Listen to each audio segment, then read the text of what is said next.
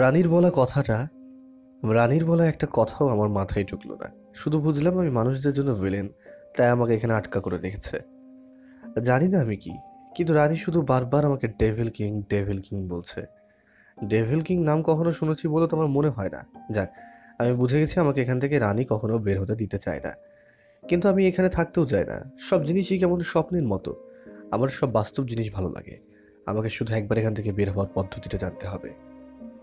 কিন্তু সেটার জন্য আমার রানীর সাথে ভালোবাসার নাটক করতে হবে। আমার মনে হয় সামান্য ভুল হয়েছে।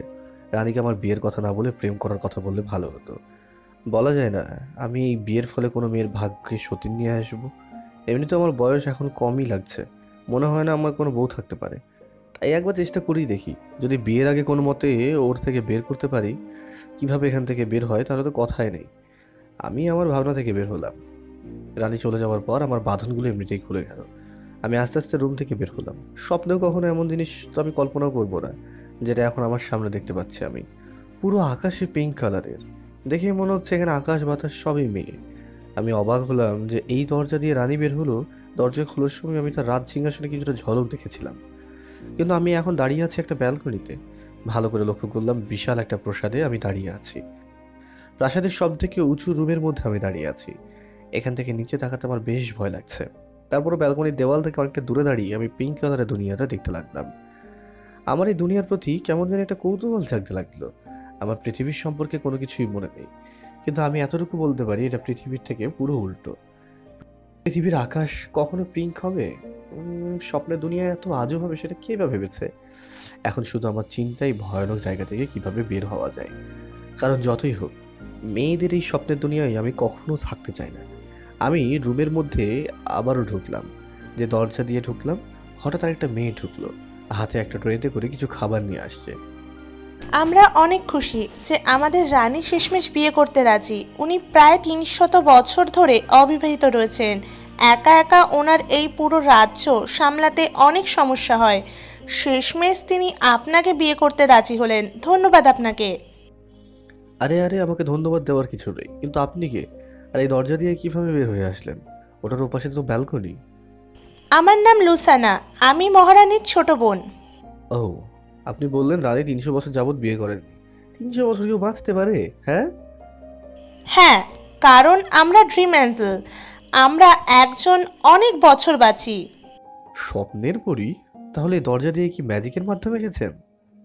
কিছুটা তেমনই। এটা স্বপ্নের দুনিয়া। এখানে যেটা ভাববে সেটাই হবে। তাহলে এখানে আমি যেটা ভাববো সেটাই হবে? একদম তেমনও না। রানী আমাদের যেটুকু ভাবার জন্য বলে আমরা শুধু সেটুকুই ভাবতে পারি। তার থেকে বেশি কিছু ভাবতে পারি না। কারণ আমাদের সবার স্মৃতি হারানো। যেটা ভাববো সেটা সম্পর্কে কোনো ধারণাই নেই আমাদের। তবে এই দরজা কোথায় নেওয়া যাবে সেটা ভেবে আমরা চলাচল করতে পারি, এক জায়গা থেকে অন্য জায়গায়। ও, তাহলে কি এই দুনিয়াতে শুধু রানী একমাত্র যার কিনা সকল বিষয়ের মেমোরি আছে? হ্যাঁ। ওকে, ধন্যবাদ আপনাকে।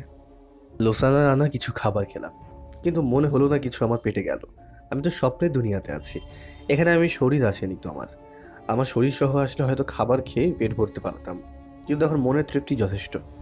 আমি কিছুটা ভাবার চেষ্টা করলাম, কিন্তু কি ভাববো সেটাই মনে পড়ছে না।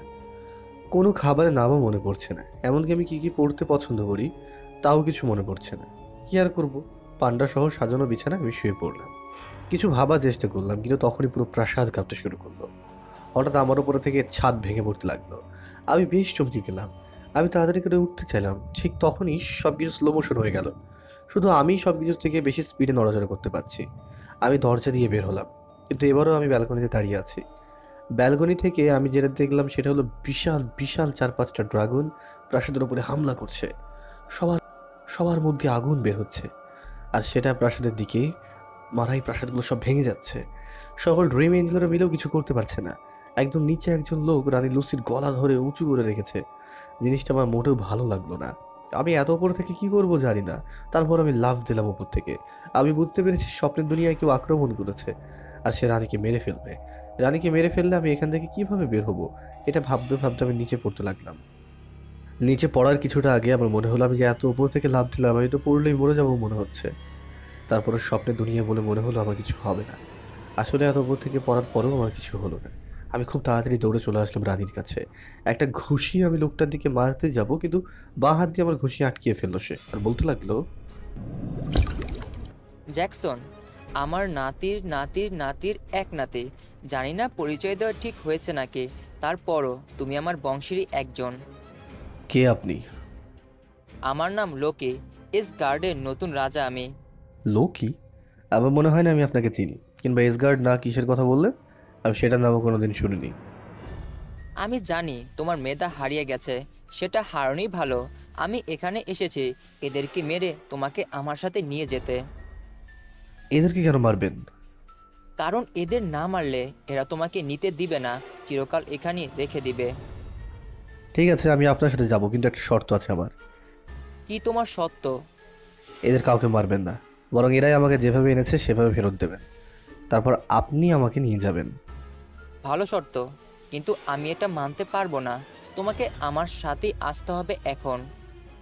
ও যেতে পারবে না এখান থেকে, কারণ ওর শরীর এখানে নেই। আমি শুধু ওর স্বপ্নের মানুষটাকে এখানে এনেছিলাম। ওর মনিস্টার শরীর পড়ে আছে আন্ডারওয়ার্ল্ডে। লুসি লোকির হাতের গলা টিপা খেয়েও কষ্ট করে বলতে লাগলো, এটা তো আমি প্ল্যান করিনি। ঠিক আছে, আমি এদের রানী লুসিদা ফেরিকে আমি তোমাদের কাউকে মারবো না, কিন্তু আমার ডেভিল কিংকে তার আসল শরীরে প্রবেশ করিয়ে দাও। আমার জীবন গেলেও আমি সেটা করতে পারবো না। আমি এবার বুঝেছি মানুষের খারাপ স্বপ্ন দেখার সব কারণ হলো আপনি। আপনার ইচ্ছা আমি বুঝে গেছি। আপনি চাচ্ছেন পুরো 11 দুনিয়া নিজের করে নিতে, কিন্তু সেটার জন্য আপনার বড় অস্ত্র হলো ডেভিল কিংয়ের ক্ষমতা। আমি এত কিছু শুনতে চাই না। জানি তুমি ছাড়া কেউ ওকে ফেরাতে পারবে না, তাই তোমাকে আগেই মারবো না। প্রথমে তোমার বোনকে মারবো, তারপর তোমার সকল প্রজাকে, তারপর আস্তে আস্তে তোমায় টর্চার করব। দেখেন, আমার জন্য আপনাদের এত কষ্ট করতে হবে না। আপনি আমাকে মুক্ত করে দিন, তারপর উনি আর আপনাদের কিচ্ছু করবে না। হ্যাঁ, কিছুই করব না। আমার কাছে কিন্তু আরও উপায় আছে। রানীকে মেরে ফেললে এখানে নতুন রানী হয়, পরের রানী কিন্তু আমারই কেউ একজন হবে। লোকি এবার লুসিকে ছেড়ে দিল। লুসি আবার কিছু একটা স্পেল পড়লো, আমার মেমোরিগুলো ফিরে আসলো। ওর শেষ কথাগুলো মনে মনে আমাকে বলল, আমাকে মাফ করে দিও। আমি লুকির ভয়েই তোমাকে এখানে এনেছিলাম। আসল দুনিয়াতে এখন মোট 20 দিন কেটে গেছে। তোমার পুরো ডেভিল ক্ষমতাও সম্পূর্ণ হয়েছে। লুকি এরপর তোমার সন্ধানে আন্ডারওয়ার্ল্ডে যাবে। অ্যাজগার্ড থেকে পুরো 11 দুনিয়া যে কোনো জায়গায় মুহূর্তের মধ্যেই যাওয়া যায়। এটা আমার আগে ভাবা উচিত ছিল। যাক, লুকি কখনো নিজের কথা দিয়ে কথা রাখার মতো না। আমি জানি ও আমাদের সবাইকে মেরে ফেলবে। শুধু আমি তোমার সাথে আমার ছোট বোনটাকে পাঠাচ্ছি, খেয়াল রেখো ওর। লুসি মনে মনে টেলিপ্যাথির সাহায্যে আমার সাথে কথাগুলো বলল। সাথে সাথে আমার চোখ ভেঙে গেল। আমি যে ডিভাইসের ভিতরে শুয়েছিলাম সেটা গ্লাস খুলে আছে, আর আমি হাঁপিয়ে সেটা থেকে বের হলাম। আমার সব মেমোরি আমার সাথে সাথে আছে, কিন্তু কেন কিছু ভুলিনি আমি। আমার একটু আগে হয়ে যাওয়া সব কিছু স্বপ্নই মনে হলো, কারণ স্বপ্নের দুনিয়াতে হয়েছিল সব কিছু। আমি একটা বইয়ের মধ্যে পড়েছি, স্বপ্নের দুনিয়াতে বাইরের কোনো কেউ ঢুকতে পারে না, যদি না কারোর স্বপ্নের মাধ্যমে স্বপ্নের রানী না নেই। স্বপ্নের রানী একমাত্র শুধু মানুষ না, একটা মনস্টার কেউ সেখানে নিয়ে যেতে পারবে, সেখানে স্বপ্নের মাধ্যমে। যে স্বপ্নের দুনিয়াতে যাবে তার কোনো শক্তি থাকবে না। কিন্তু আমি বুঝতে পারছি না লোকে কিভাবে নিজ শরীরে স্বপ্নের দুনিয়াতে গেল, আর এত শক্তি বা কিভাবে পেলো সেখানে। এটা তো বড় রহস্যময় বিষয়। আমি পুরাতন ডেভিল কিং এর কক্ষে একা আছি, আবার নিজের কাছেই কেমন জানি লাগছে। নিজের ভিতর থেকে কেমন নেগেটিভ নেগেটিভ ফিল আসছে শুধু। এখন খেয়াল করলাম আমার পুরো শরীরের মধ্যে দিয়ে ডান পাশে সাদা ধোঁয়া উঠছে, বাম পাশে কালো ধোঁয়া উঠছে। একটা আয়না ছিল রুমের মধ্যে, আমি সেখানে তাকালাম। আমার ডান চোখটা দিয়ে সাদা আলো বেরোচ্ছে এবং বাম চোখ দিয়ে কালো ধোঁয়া বেরোচ্ছে। আমি আমার ডানা বের করলাম। ডানাগুলো দেখে তো আমি অবাক, পুরো 12টা ডানা হয়েছে আমার পিঠে। কোথা কোথা থেকে বের হয়েছে সেটাই বুঝতে পারছি না। আমার ডান পাশের ডানাগুলো সাদা আর বাম পাশের ডানাগুলো এবার কালো। আমি বুঝতে পারলাম আমার এক সাইড এঞ্জেল আর এক সাইড ডেভিলের, কিন্তু সেই সাথে আমি একজন হাফ ডিম্যান। আবার এনার রক্ত খাওয়ার ফলে আমি এখন ভ্যাম্পায়ার। ব্যাপারটা বেশ ধারালো মনে হচ্ছে। আমার দুই দিক দিয়ে দুই ধরনের ধোঁয়া বের হচ্ছে। আমি আমার চোখ বন্ধ করলাম। পুরো আন্ডারওয়ার্ল্ডকে আমি ফিল করতে পারছি। মনে হচ্ছে পুরো আন্ডারওয়ার্ল্ড আর আমি একই শরীরের। যাই হোক, বাইরে থেকে আমার 4 জেনারেল ভিতরে আসার অনুমতি চেয়েই ভিতরে আসলো। মাই কিং, আপনার সিংহাসন আপনার জন্য অপেক্ষা করছে। আপনি বসে শাসন করুন। আমি আমার নর্মাল ফর্মে চলে আসলাম। এতক্ষণ আমি আমার মনস্টার ফর্মে ছিলাম। অন্য ডেভিল কিংরা এটাকে বলতো ডেভিল কিং ফর্ম, কিন্তু আমি বলবো এটা এঞ্জেল ডেভিল কিং ফর্ম। যাই হোক, আমার এরকম ফর্ম থেকে অনেকে অনেক অবাক হয়েছেন, 4জন জেনারেল। কারণ আগে কখনো কোনো ডেভিল কিং এঞ্জেল আর ডেভিলের পাওয়ারের এমন মিশ্রণ ছিল না। আমি সোজা টেলিপোর্ট হয়ে জেনারেল 4জনকে সহ সিংহাসন রুমে নিয়ে আসলাম। এখানে আসার পর সিংহাসন রুমে থাকা সবাই আমাকে কুর্নিশ করলো। আমি গিয়ে সোজা সিংহাসনে বসলাম। পুরো ডেভিল কিং হয়ে যাওয়ায় এখন আমার কাছে ডেভিল কিংয়ের সমস্ত জ্ঞান চলে আসলো। সব কিছু আমার রেগুলার মেমোরির ভিতরে রয়েছে, যার জন্য মনে হয় এগুলো আমি কোথা থেকে বইয়ের সাথে পড়েছি। যেহেতু আমি ডেভিল কিং হয়েছি, তাই এখন আমার প্রথম কাজ হলো থরের সাহায্য করা। যেহেতু থর আমাকে বলেছে তার আমার সৈন্য প্রয়োজন, তাই থরকে সাহায্য করার আমাকে সাহায্য করতেই হবে। আমি সিংহাসনে রাজার মতোই বসে আছি। তখন জেনারেল লুসিফার বলতে লাগলো, মাইকিং, ড্রিম ওয়ার্ল্ডের পুরো জনসংখ্যাকে লোকি ধ্বংস করে দিয়েছে।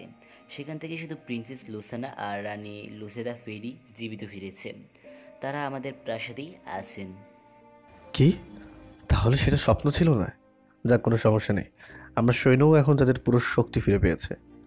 মাইকিং, আমাদের ক্ষমতা বৃদ্ধি পেল।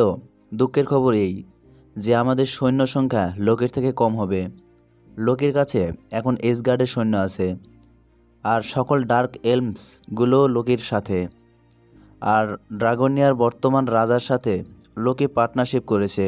ওদের কাছে আমাদের সৈন্য অনেক কম। আমরা যদি এখন রিয়েমস ওয়ারে যাই তাহলে আমাদের সৈন্য সংখ্যা প্রয়োজন। সেটা সত্য। সবটার জন্য লোকি যেটা করেছে সেটা আমাদেরও করতে হবে। ভালো করে বুঝিয়ে হোক আর ভয় দেখিয়েই হোক, বাকি সকল দুনিয়া, শুধু মানুষদের দুনিয়া বাদে আমাদের সবাইকে সাইডে করতে হবে। আমি সিংহাসনে বসে আছি, আর এদিকে আমার জেনারেল 4জন জিজ্ঞেস করতে লাগলো, মাইকিং, এখন আমাদের কি করতে হবে? প্রথমে আমাদের সৈন্য সংখ্যা বাড়াতে হবে।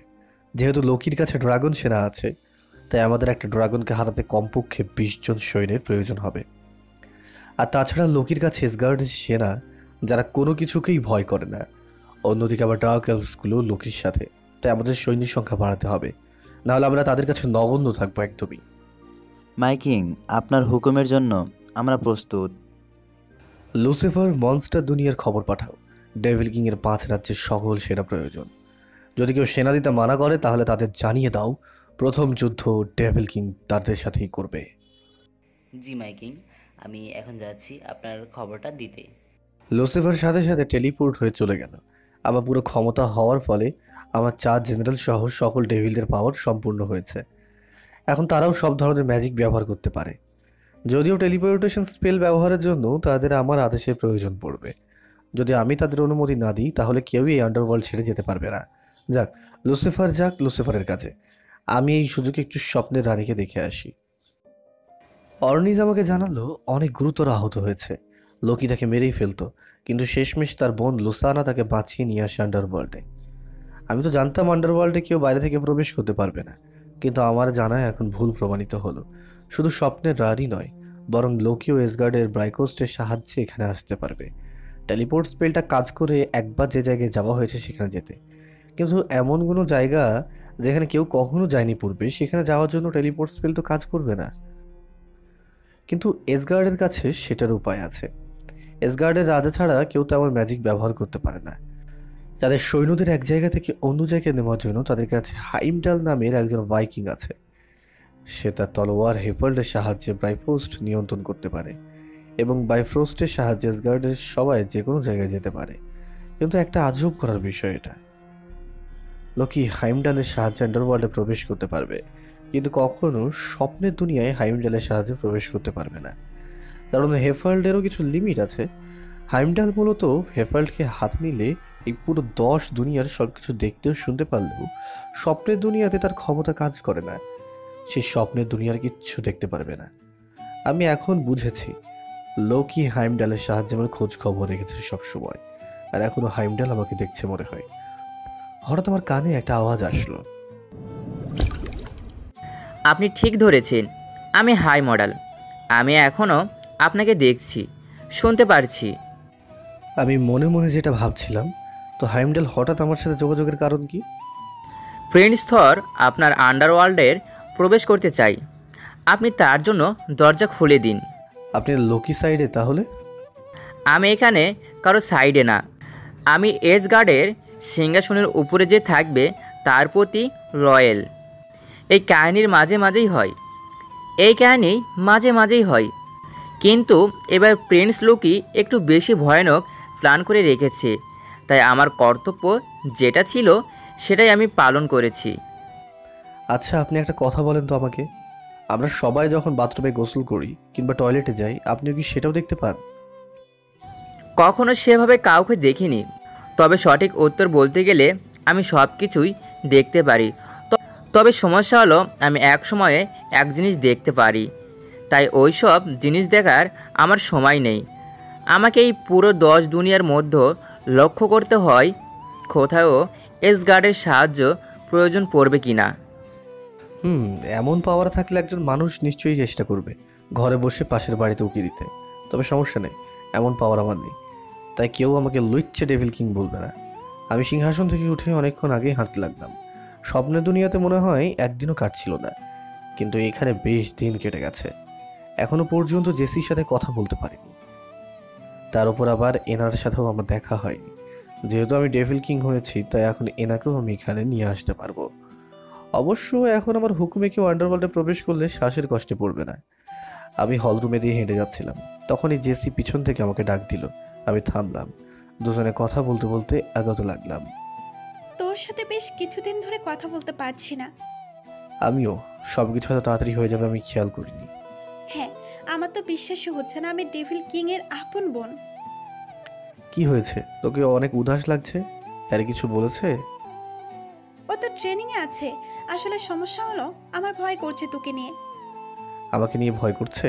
পাগলি মেয়ে, আমার কিছুই হবে না। এখন তুই ডেভিল কিং হয়ে গেছিস, তোর আশপাশ দিয়ে অনেক মারাত্মক লেভেলের একটা কালো ছায়া ঘুরে বেড়ায়, যেটা আশেপাশের সবাই ভয়ে আরো শক্তিশালী হয়ে ওঠে। এই ছায়ার স্পর্শে কোনো সাধারণ মানুষ, এমনকি সাধারণ মনস্টার আসলে মারা যেতে পারে। তার উপর ডেভিল কিংদের কাজই সব কিছু ধ্বংস করা। যদি কখনো আমার হুঁশ জ্ঞান হারিয়ে ফেলি, তুই আমার বোন হয়ে দুটো কাজ করবি। এক হলো আমাকে মেরে ফেলবি, 2 আমার পুরো মেমরি মুছে ফেলার চেষ্টা করবি। যে কোনো একটা করবি। যদি আমি কখনো নিজের জ্ঞান হারিয়ে পুরো ডেভিল কিং হয়ে যাই তাহলে। কিভাবে এটা তুই মেনে নিতেছস? কেউ কি সবার অভিশাপ হয়ে থাকতে চায় চিরকাল? একদিন একটা সময় আসবে দেখিস, যেদিন সবাই ডেভিল কিংকে ভয় করবে না, বরং ভালোবাসবে। আমি একটা মিষ্টি হাসি দিয়ে জেসির মাথায় হাত বুলিয়ে লুসির সাথে দেখা করতে গেলাম। কিন্তু লুসি এবং লুসানা দুজনেই বেশ আহত, তবে রানীর অবস্থা বেশি গুরুতর। আমাদের চিকিৎসকরা ম্যাজিকের ব্যবহার করছে, কিন্তু তাতে বেশি কাজ হচ্ছে না। আমাকে দেখে সবাই কুর্নিশ করলো। মাই কিং, আমরা আমাদের সর্বোচ্চ চেষ্টা করছি, কিন্তু তারপরও আমাদের ম্যাজিক এত গুরুতর, আঘাত হিল করতে পারছে না। 2-3 দিনের মধ্যে রানীর চিকিৎসা না করালে হয়তো মারা যাবেন তিনি। আমাদের ক্ষমা করবেন মাই কিং, আমরা আপনার সবচেয়ে শক্তিশালী হিলার হওয়ার পরও কিছু করতে পারছি না। ওকে, সমস্যা নেই, আমি কিছু একটা ব্যবস্থা করে নেব। আমি রুম থেকে বের হলাম। একজন রাজা হওয়া মোটেও সহজ কাজ নয়, সব কিছু নিজে দেখতে হবে। আমি আবার ওই সিংহাসনে এসে বসলাম। মাই কিং, আপনাকে অনেক চিন্তিত মনে হচ্ছে। স্বপ্নের দুনিয়ার রানী লুসি দ্য ফেইরি চিকিৎসা করতে ব্যর্থ আমাদের চিকিৎসক। সে বলল 2-3 দিন বাঁচতে পারবে এই অবস্থায়। ভালো হিলার পাবো কোথায়? মাইকিং, আমি বলবো রানীর এই অবস্থায় আমাদের আলফেহেমের লাইট এলফসদের সাহায্যের প্রয়োজন। আমাদের হিলিয়ার যদি কিছু না করতে পারে, তাহলে মনস্টার দুনিয়ার কেউ কিছু করতে পারবে না। আমাদের এলফসদের সাহায্যের প্রয়োজন। তাদের ম্যাজিক্যাল ক্ষমতায় অনেকটাই বেশি, বিশেষ করে তাদের হিলিয়ারগুলো অনেক উন্নত আমাদের থেকে। ঠিক আছে, তাহলে আলফাইম যেতে হবে, কিন্তু প্রথমে লুসিফার আসুক। আমি বলতে বলতেই লুসিফার টেলিপোর্ট হয়ে আসলো। মাইকিং, 5 রাজ্যকে আমি জানিয়েছি আপনার সংবাদ। তারা আমার সামনে কিছু না বললেও আমার মনে হয় তারা মনে মনে এটার প্রতিবাদ করেছে। মনের খবর নিয়ে কোনো অ্যাকশন নেওয়া যাবে না, আমাদের শিওর হয়ে বলতে হবে তারা আমাদের প্রতিবাদ করবে নাকি আমাদের সাহায্য করবে। আমি আসার পূর্বে আমার গুপ্তচর সেখানে রেখে এসেছিলাম। তারা খবর দিয়েছে 5 রাজ্যের রাজারা একটা মিটিংয়ে বসেছে। হয়তো সেখানে তারা ডিসিশন নেবে কি করবে। ঠিক আছে, আমি যাচ্ছি তাদের মিটিংয়ে, তাদের সাথে দেখা করতে। কিন্তু মাইকিং, আপনি একা যাবেন? আমাদের কাউকে সাথে নিয়ে যান। না, সেটা দরকার নেই। কর্ডিস আর লুইস, আমি তোমাদের জন্য একটা কাজ দিচ্ছি। জি মাই কিং। আমি এখন আলফাইমে যাইনি, তাই আমি সেখানে একা যেতে পারবো না। আমি ফেরত আসার পর আমাকে তোমরা দুজনে নিয়ে যাবে সেখানে, এবং অর্নিজা লুসিফার তোমাদের দুজনের কাজ থাকবে থরকে লংস্টার থেকে আন্ডারওয়ার্ল্ডে নিয়ে আসা। জি মাই কিং। আমি টেলিপোর্ট স্পেল ব্যবহার করলাম। আমাদের টেলিপোর্ট পিলার বা পোর্টালের প্রয়োজন পড়ে না, কিন্তু অন্য মনস্টারদের সেটা প্রয়োজন পড়ে। লুসিফারের কাছ থেকে শুনেছি মিটিংটা লংস্টারে হচ্ছে। যেহেতু আমি লংস্টারে একবার গিয়েছি, তাই আমি টেলিপোর্ট হয়ে সোজা সেখানে যেতে পারবো। আমি লংস্টারে টেলিপোর্ট হয়ে চলে আসলাম। টেলিপোর্টেশন স্পেলে জবাব হয় না। স্পেল ব্যবহার করার সময় আমার মাথায় কেন জানি এনার চেহারা ভেসে আসলো। আমি ঠিক এনার কোলে এসে টেলিপোর্ট হয়ে গেলাম। এনা আমাকে হঠাৎ ওর কোলে দেখতে পেয়ে অবাক এবং ভয় দুটোই পেল। আমিও একটু নজর ঘুরিয়ে দেখলাম, এখানে রাউন্ড টেবিলে বসেছে 5 রাজ্য নিয়ে, আর সকল রাজা প্রিন্স প্রিন্সেস এখানে বসে আছে, আর আমি তাদের সবার মাঝে সেরকম একটা এন্ট্রি দিলাম। আমিও কিছুটা লজ্জা পেলাম। তারপরও এনার কপালে একটা কিস করে আমি রাউন্ড টেবিলের মাঝখানে দাঁড়ালাম। এখানে সবাই আমাকে ঠিক মতো দেখতে পারবে। এবার আমার ডায়লগগুলো মারতে হবে। সবাই এমনিতেই আমাকে দেখে ভয় পাচ্ছে, আবার কালো ছায়া আসলেই সবাইকে কাবু করে ফেলেছে। অবশ্য জিনিসটা আমি নিয়ন্ত্রণ করতেও পারি, তাই আপাতত আমি আমার ডেভিল সাইডের কালো ছায়াটা কমিয়ে দিলাম। মূলত এটা হয় নেগেটিভ ইমোশনের মাধ্যমে। মনে যত নেগেটিভ ইমোশন থাকবে আমার ডেভিল সাইড তত শক্তিশালী হবে এঞ্জেল সাইডের থেকে। কিন্তু নেগেটিভ ইমোশনগুলো নিয়ন্ত্রণ করলেই 2 সাইডে ব্যালেন্স চলে আসবে। তখন আমার কোনো সাইড দিয়ে কোনো ছায়া বের হবে না। আবার আমার মনস্টার ফর্মের ছায়াগুলো আগুনের শিখার মতো বের হতে থাকবে সারা শরীর থেকে। যাই হোক, আমি এদের ভয় দেখাতে আসিনি, একটু কথা বলতে এসেছি। আর এনা তো এখানেই আছে, ওকে আমার সাথে করে নিয়ে যাওয়া হবে আন্ডারওয়ার্ল্ডে।